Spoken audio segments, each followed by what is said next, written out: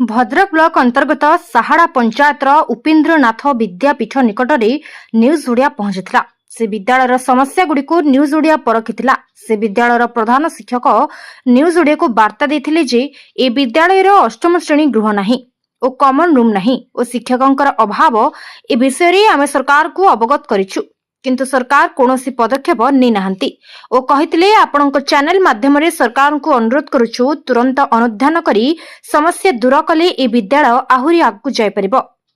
वासुदेवपुर रु अंजन दास का report, news Odia. मु श्री ललित कुमार नायक उपेन्द्रनाथ विद्यापीठर क्रीड़ा शिक्षक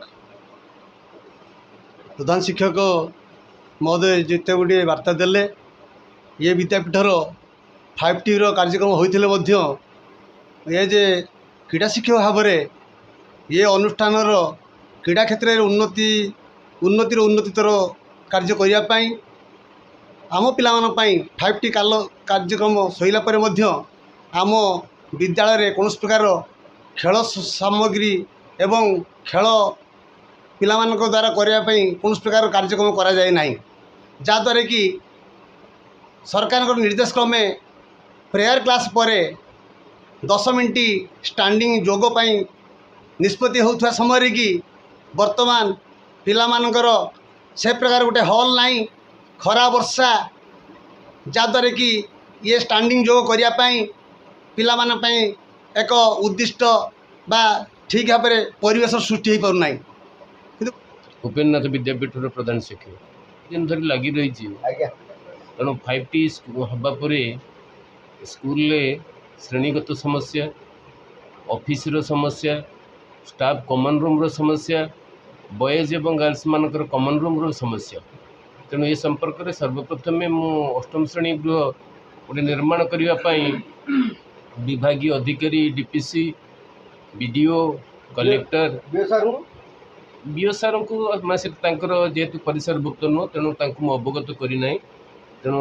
ये दफ्तर रे मु बारंबार से जनई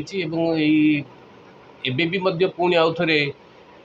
वर्तमान रे जो अच्छा कलेक्टर 21/8/2024 तारीख मु पुणी एप्लिकेशन माध्यम अवगत करी मोर अष्टम श्रेणी गृह नाई पिला माने पूर्व ग्रीष्म अवकाश गछ तले से क्लास करते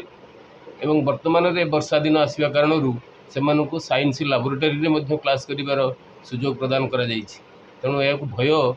आशंका मध्य मुझे जनई जेहेतु से विभिन्न प्रकार केमिकल सब्सटेंसेस गुड़ाक रोचे